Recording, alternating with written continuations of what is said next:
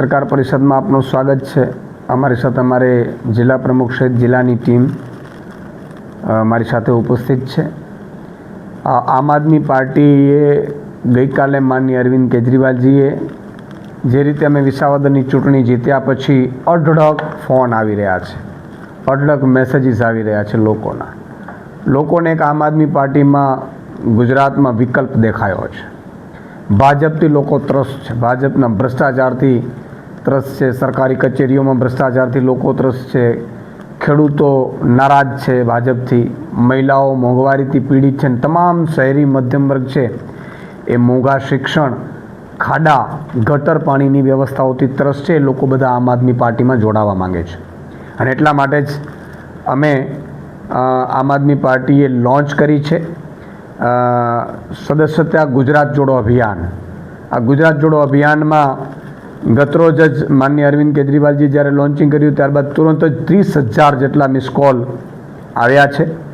તો હું પણ દ્વારકા જિલ્લાના તમામ નાગરિકોને વિનંતી કરું છું કે તમે સરકારી સિસ્ટમથી નારાજ હો, તમારે ભાજપના નેતાઓના અત્યાચારથી નારાજ હો, તમે જે રીતે ભાજપ લૂંટ ચલાવે છે, ખેડૂતો પરેશાન છે, ભાવ નથી મળતા, ખેડૂતોને દવા, ખાતર, પાણી, બિયારણ સારું નથી મળતું, ખેડૂતો, મજૂરો, શ્રમિકો આ બધા પરેશાન છે।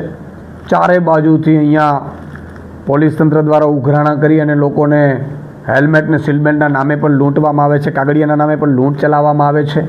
તો બધાને મારી વિનંતી છે કે વિસાવદરની જનતાએ સંકલ્પ લીધો તો ભાજપને હરાવી શક્યું। ભાજપે તમામ પ્રકારની જે સિસ્ટમ કહેવાય, તંત્ર છે, દિલ્હીથી લઈ અને ગુજરાત સુધીના મંત્રીઓ, મુખ્યમંત્રીઓ, કેન્દ્રીય મંત્રીઓ ગામડે ગામડે રખડતા હતા, છતાંય વિસાવદરની જનતાએ નક્કી કર્યું ને ભાજપને ભારી બહુમતીથી હરાવી દીધું છે, ભારી બહુમતીથી। અને એટલા માટે હું કહું છું કે વિસાવદરની જનતાએ નક્કી કર્યું ને હરાવી શકાય છે ભાજપને જો આપણે એક થઈએ તો। દ્વારકા જિલ્લાની પણ મારી વિનંતી છે, દ્વારકા જિલ્લાના નાગરિકોને પણ મારી વિનંતી છે કે આવો 9512040404 બધા લોકો મને મળી શકતા હોય, અમારી ટીમને મળી શકતા હોય, ના મળી શકતા હોય તો પણ તમે આમાં મિસ કોલ મારજો, આમ આદમી પાર્ટીમાં જોડાજો। આમ આદમી પાર્ટીમાં તમે આ નંબર ઉપર મિસ કોલ મારશો 9512040404 ઉપર એટલે તુરંત જ તમને એક મેસેજમાં લિંક આવશે જેમાં વોટ્સઅપ ગ્રુપમાં પણ તમે જોઈન્ટ કરી શકો છો અને આમ આદમી પાર્ટીની તમામ જે ટીમો છે આગામી સમયમાં આપનો સંપર્ક કરશે અને આમ આદમી પાર્ટીની જે આ લડાઈ છે ભ્રષ્ટ ભાજપની સામે એમાં એક મજબૂતાઈથી આપણે સાથે મળીને લડાઈ જીતી શકીશું। એટલા માટે મારી વિનંતી છે બધાને, તાલુકામાં, જિલ્લામાં, નગરપાલિકાઓમાં જે નાગરિકો, વેપારીઓ હોય, ખેડૂતો હોય, મજૂરો હોય, શ્રમિકો હોય, ગરીબો હોય, વંચિતો હોય, બધાને મારી વિનંતી છે કે આવો સાથે મળીને આપણે લડત ચલાવીએ।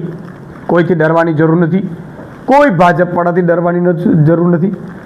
આપણે સૌ સાથે મળી અને આ અહંકારી શાસનને હટાવીએ અને એના ભાગરૂપે વિસાવદરની જે જીત થઈ છે એના ભાગરૂપે આવતીકાલે ખંભાળિયામાં, જામનગર, પોરબંદર અને ખંભાળિયાના અમારા કાર્યકર્તાઓ અને આગેવાનો, સામાજિક આગેવાનો અને લોકો દ્વારા એક વિજય સંદેશ યાત્રાનું આયોજન કરવામાં આવ્યું છે જેમાં મહારાણા પ્રતાપના પ્રતિમાથી રેલી નીકળશે, રેલી સ્વરૂપે જોધપુરના નાકા સુધી જશે અને ત્યારબાદ સભાઓ સંબોધશે। માનનીય ગોપાલ ઇટાલિયાજી જે જીત્યા છે એમનું સન્માન કરવામાં આવશે।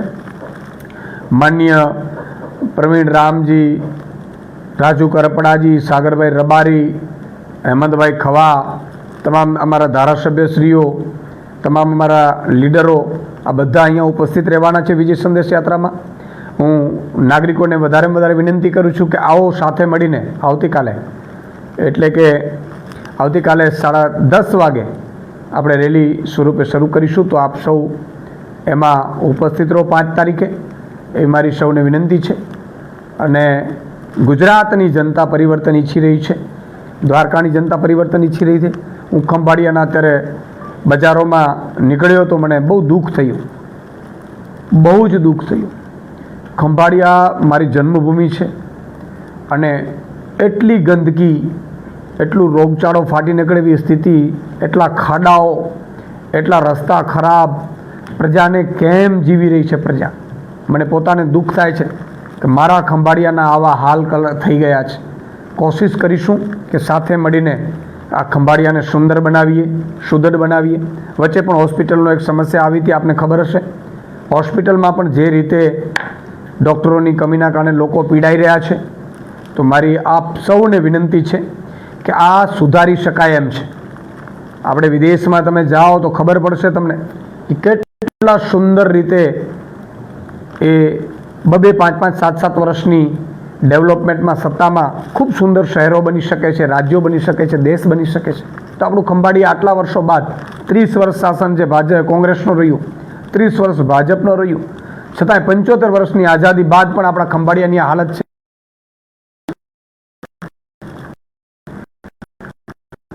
આપણા સૌ માટે દ્વારકા એમના સન્માન ઉપર ગા છે. આપણા મહેમાનો અહીંયા આવે, કદાચ દેશ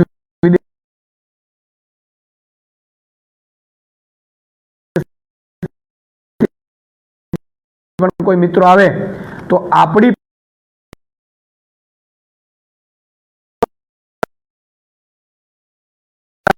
આબરૂ લઈ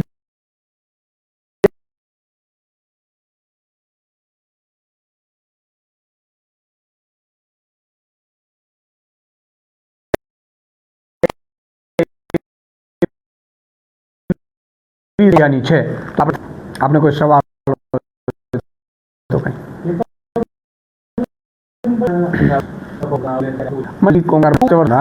લગ્નના ઘોડા તમે જુદા ક્યારે કરશો?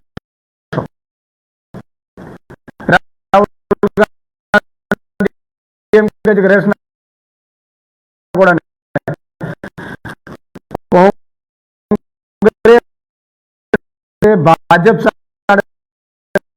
મળીને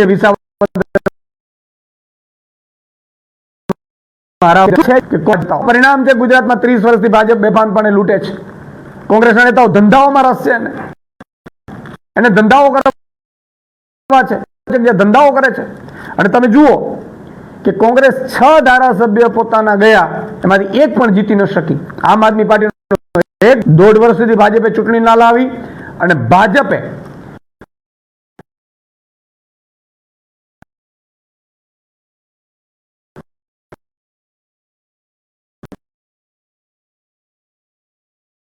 ચૂંટણી 0 સીટ સાથે. આ મારી ભવિષ્યવાણી છે. હું કોઈ ભવિષ્ય વહેતા નથી, પણ પોલિટિકલ એનાલિસ્ટ તરીકે જોઉં છું. દિલ્હીમાં તમે જોઈ લો કોંગ્રેસની હાલ, તમે પશ્ચિમ બંગાળમાં જોઈ લો, તમે ઉત્તર પ્રદેશમાં જોઈ લો. જ્યાં કોંગ્રેસ પતી અને જે નવી પાર્ટી આવી છે એ નવી પાર્ટી સત્તા મેળવી છે. એટલે અહીંયા કોંગ્રેસના કાર્યકર્તાઓને પણ, હોદ્દેદારોને પણ મારી વિનંતી છે કે મહેરબાની કરીને તમે વિસાવદરમાં જોયું હશે કોંગ્રેસે કેવી ચાલ કરી હતી ભાજપના ઇશારે. તમે તમારા દિલ ઉપર હાથ રાખીને, એટલે દ્વારકાના પણ તમામ કોંગ્રેસના લીડરો અને કોંગ્રેસના કાર્યકર્તાઓને મારી હાથ જોડી વિનંતી છે કે તમને હરાવી શકીએ. ભાજપને હટાવી છે, ભાજપના અજગર જેવા બરડામાંથી લોકોને છોડાવવા છે, તો છોડો કોંગ્રેસ, આવો આમ આદમી પાર્ટી સાથે, ઈશુદાનભાઈ સાથે જોડાઓ. આપણે ભાજપને કાઢીશું અને ગુજરાતમાં આમ જનતાની, આમ લોકોની, ખેડૂતોની સરકાર લાવીશું. કૃષિ મંત્રી વારે વખતે એવું કહે છે કે ગુજરાતમાં ખાતરની અછત નથી, પણ દ્વારકા જિલ્લામાં જ્યારે ખેડૂતોને ખાતરની જરૂર હોય ત્યારે ખાતરની અછત ઊભી થાય. ખાસ કરીને WTO-માં જે આંતરરાષ્ટ્રીય કરારો કહેવાય એમાં એણે સાઇન કરેલી છે ને એના કારણે એમને સબસિડી બંધ કરવી છે ખેડૂતોની, ખાતરોની.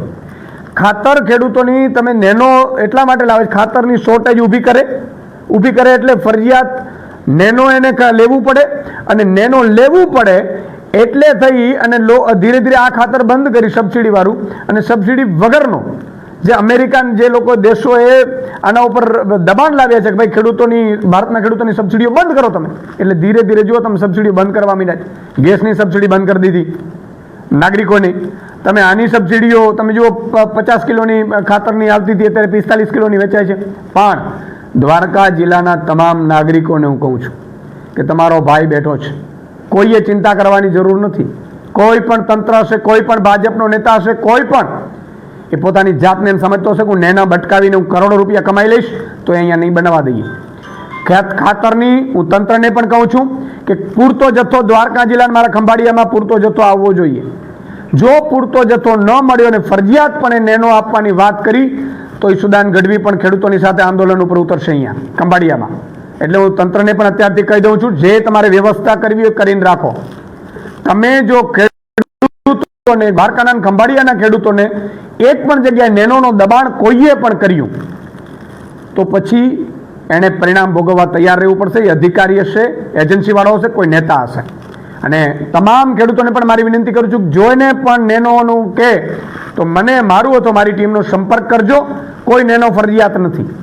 અને ખાતરની શોર્ટેજ ન ઊભી થાય અત્યારથી હું તંત્રને વિનંતી કરું છું, કૃષિ મંત્રીને પણ વિનંતી કરું છું, મુખ્યમંત્રીને પણ વિનંતી કરું છું કે મારા દ્વારકાના ખંભાળિયાના ખેડૂતોને પૂરતું ખાતર સમયસર અને વગર નેનોએ મળી રહે.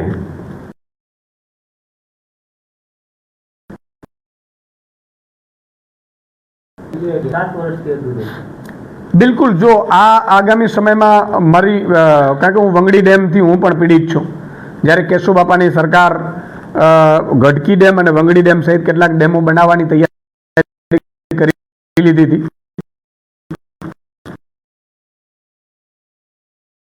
એમાં ગઢકી ડેમ બની પડ્યું છે. હું 8 ગામોમાંથી મારું ગામ પણ પીપળિયા માડી પીપળિયા આવે છે. અમને પણ ખૂબ નુકસાન ગયું છે. વંગડી ડેમ માટે તમામ ખેડૂતોને સાથે લઈને આગામી સમયમાં કાર્યક્રમો પણ આપવામાં આવશે. હું સરકારને વિનંતી કરું છું કે કાર્યક્રમ પહેલા વંગડી ડેમનો જો ઉકેલ લાવવાનો હોય તો લાવી દો. જે ખેડૂતોને વળતર મળવા પાત્ર છે એને વધારી દો ને. 5, 25, 100 કરોડ રૂપિયા વધારે આપવાના ખેડૂત સરકાર તો વંગડી ડેમની પણ કામગીરી કરે. નહીં તો એના માટે આગામી સમયમાં કાર્યક્રમો કરવામાં આવશે. સાની ડેમ છે, સૌની યોજનાના પાણી પણ પહોંચ્યા નથી. સાની ડેમમાં પણ તમે કીધું એ જ સ્થિતિ છે. અને સાથે સાથે મારે કહેવું છે, ફાટકના પ્રશ્ને લોકોને બહુ હેરાન કરવામાં આવ્યા છે. મરજી પર ત્યારે અણઘડ વહીવટના કારણે કોઈ નેતાના કહેવાથી ફાટક બંધ કરી દેવામાં આવે છે કે પર્ટિક્યુલરી ફલાણા એરિયાના લોકો ભલે પીડાય. આ શું થઈ રહ્યું છે? રાજનીતિ આવી ન તો મારી વિનંતી છે, તમે જુઓ કે ખામનાથ ઉપર રસ્તા ઉપર પણ ઘણા સમયથી રોડ બની રહ્યો છે. ઘણા સમયથી રોડ બની રહ્યો છે, બનતો જ નથી રોડ. 6 મહિના આપો ભાઈ સુદાનભાઈને, શું રોડ ન બને? બ્રિજ બનતા વાર લાગે કઈ? આપણે ચંદ્ર ઉપર પહોંચી ગયા છીએ, આપણે મંગળ ઉપર યાન જઈએ છીએ, આપણે ચંદ્ર ઉપર છે એને પાછી લાવી શકીએ છીએ. અને ખંભાળિયામાં રોડ નથી બની શકતા, રસ્તા નથી બની શકતા, પાણીની સમસ્યા ઉકેલ નથી લાવી શકતા. આટલા માટે આ અભણોની સરકાર બેઠી છે. અને એના કારણે લૂંટેરાઓની, ભ્રષ્ટાચારની દરેક જગ્યાએ કોન્ટ્રાક્ટરમાં પોતાના મળતિયાઓ બેસી ગયા છે, જે તમામ જ્ઞાતિના લોકોને, જાતિના લોકોને, ધર્મના લોકોને, ખેડૂતોને હેરાન કરે, પરેશાન કરે છે. મારી વિનંતી છે કે આમાંથી આપણે બધાએ સાથે મળીને લડત ચલાવવી પડશે, મુક્તિ અપાવવી પડશે. સાની ડેમનો પણ વ્યવસ્થિત રીતે પણ કરવામાં આવે. અને ત્યાં સાનીનો પણ દ્વારકામાં તમે જુઓ કેટલા સમયથી કામગીરી ચાલી રહી છે. ડેમની કેટલા વર્ષથી કામગીરી ચાલી રહી છે. મેં 2 વાર તો વિઝિટ કરી છે. અને દર વખતે એમ કરો કે આવતા વર્ષે થઈ જશે, એ પણ કામ થતું નથી. એના કારણે ઘણા ખેડૂતોને નુકસાન જાય છે. તો આ મુદ્દે પણ જો સરકાર નહીં કદમ ઉઠાવે, નેતાઓ નહીં ઉઠાવે તો આગામી સમયમાં હું કહું છું ખેડૂતો આવશે મારી સાથે, તો હું એના માટે આંદોલન ચલાવવા તૈયાર છું. આગામી વિધાનસભાની અને સ્થાનિક સ્વરાજની ચૂંટણીને લઈ અને ભાજપ કોંગ્રેસ વચ્ચે શું આમ આદમી પાર્ટી અને કોંગ્રેસ વચ્ચે શું રણનીતિ રહેશે? આમ આદમી પાર્ટી હવે એકલા ચૂંટણી લડવા માટે, કારણ કે જનતાએ અમને એવો મેસેજ આપ્યો છે કે વિસાવદરમાં કોંગ્રેસ હોવા છતાં 5000માં સિમટી ગઈ છે. કોંગ્રેસના નેતાઓ પર અમને પણ વિશ્વાસ નથી ક્યારે ફૂટી જશે, કોંગ્રેસના નેતાઓ ક્યારે વયા જશે. એટલે આમ આદમી પાર્ટી આગામી સમયમાં તાલુકા જિલ્લાની ચૂંટણીઓ મજબૂતાઈથી અહીંયા લડવાની છે. આગામી 15-20 દિવસ પછી અમે ઉમેદવારો શોધવાનું પસંદ કરીએ છીએ. હું તમામ દ્વારકા જિલ્લાના નાગરિકોને, યુવાનોને વિનંતી કરું છું કે તમે તલાટી માટે એમાં પેપર લીક થશે તો મારી વિનંતી છે કે છોડો તલાટીની તૈયારીઓ, છોડો પોલીસ કોન્સ્ટેબલની તૈયારીઓ, છોડો સરકારી નોકરીની. આની સરકાર નોકરી કરી શોષણ થશે. આવો રાજનીતિમાં. તાલુકા પંચાયતમાં તમે તાલુકામાં 5 ગામમાં મહેનત કરો 3-4 મહિનામાં, તાલુકા પંચાયતની સીટ જીતો અને ટીડીઓના બોસ બનો તમે, તલાટીઓના 30 તલાટીઓના બોસ બનો તમે, જિલ્લા પંચાયતની સીટ જીતો, ડીડીઓના તમે બોસ બનો. રાજનીતિમાં આવો, બધાને મારી વિનંતી છે. રાજનીતિમાં યુવાનોની ખૂબ જરૂર છે, સારા લોકોની જરૂર છે. તો દ્વારકા જિલ્લાના યુવાનોને પણ મારી અપીલ છે કે આવો રાજનીતિમાં, અમે તમને તક આપીશું. ભાજપ કોંગ્રેસવાળા તો પોતાના સગા સંબંધીઓને જ ઊભા રાખે છે, બીજા કોઈને વારો જ નથી આવવા દેતા. આમ આદમી પાર્ટી તમામ નવયુવાનને જે મહેનત કરે છે, જે ભણેલો ગણેલો છે, જે લોકો માટે લડવા માંગે છે, લોકોનો અવાજ બનવા માંગે છે, એને આમ આદમી પાર્ટી તક આપશે. મજબૂતાઈથી ચૂંટણી લડો, શાસન વ્યવસ્થામાં અંદર થાઓ અને ભ્રષ્ટાચાર મુક્ત શાસન આપીને તમે તમારું ગામ, શહેર, તાલુકો, જિલ્લો અને સમાજનો વિકાસ કરો. ઈસુદાનભાઈ, એક તમે ઈસુદાનભાઈ દેવભૂમિ દ્વારકા જિલ્લાના મોટે ખંભાળિયા અને યાત્રાધામ દ્વારકામાં રખડતા ડ્રોનનો ત્રાસ કે પણ તેમ છતાં એમનું સર્વે ચાલે છે. બિલકુલ, આ રખડતા ઢોરનો પ્રશ્ન ખૂબ છે. એમાં એક અમારા સંબંધી નવયુવાનનું મૃત્યુ પણ થયું છે. આપણે જોયું હશે આખલાએ જ્યારે એમને પાડીનું મૃત્યુ થયું, એવા કેટલાય લોકોના મૃત્યુ થાય છે.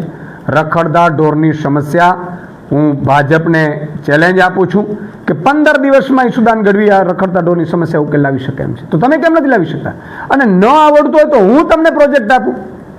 15 દિવસમાં એક પણ રખડતો ઢોર નથી. હું અત્યારે ખંભાળિયાની બજારમાં ફરી તો મેં કીધું દુઃખ થાય છે મને. તમે યાર એક પાંજરાપોળ વ્યવસ્થિત નથી બનાવી શકતા, તમે એના માટે ફંડ ન આપી શકો. તમે 4 લાખ કરોડનું ગુજરાત સરકાર પાસે બજેટ છે, 4 લાખ કરોડનું. ખંભાળિયાના લોકો કેટલું ટેક્સ આપે છે તમે જુઓ. એક પેટ્રોલ લીટર આપણે ભરાવી છે, 50 રૂપિયા આપણે ટેક્સ ચૂકવીએ છીએ.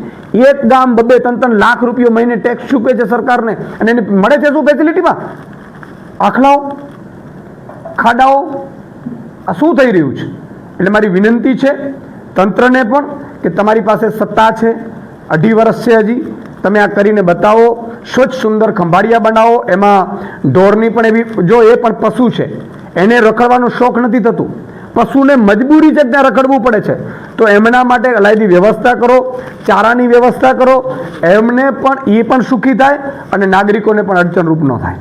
આગામી ચૂંટણી છે ઈસુદાનભાઈ, સરકાર કોંગ્રેસ અને આમ આદમી પાર્ટી સાથે લડશે કે? આમ આદમી પાર્ટી મજબૂતાઈથી પોતાની રીતે ચૂંટણી લડશે. ઓકે. ઈસુદાનભાઈ